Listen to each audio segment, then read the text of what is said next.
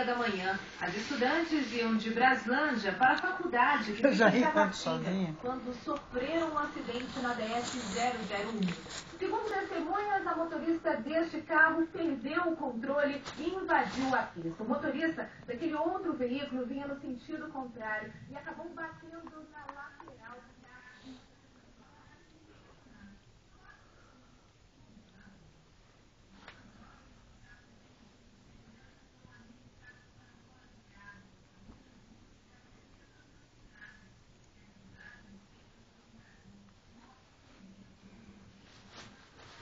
Não quer bater no tatame, não.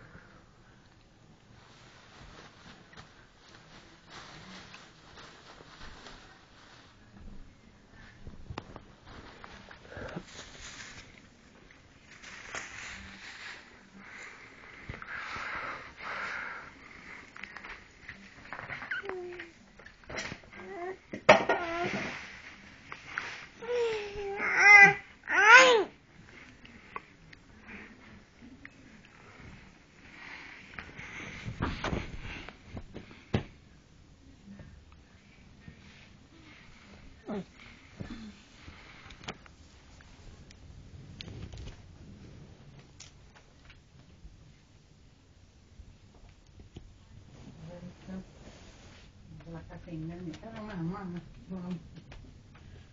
Isso que é bom, tá vendo? Quero ver ela não dormir de noite.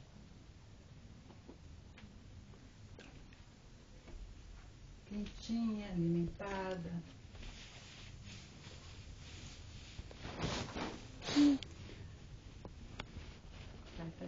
Ela perdeu o sono.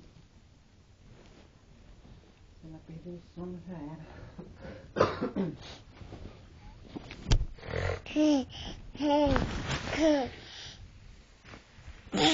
Dá tchau, dá tchau. Dá beijo. Dá beijo. Dá beijo. Dá beijo. Beijo. Beijo. Beijo. Beijo.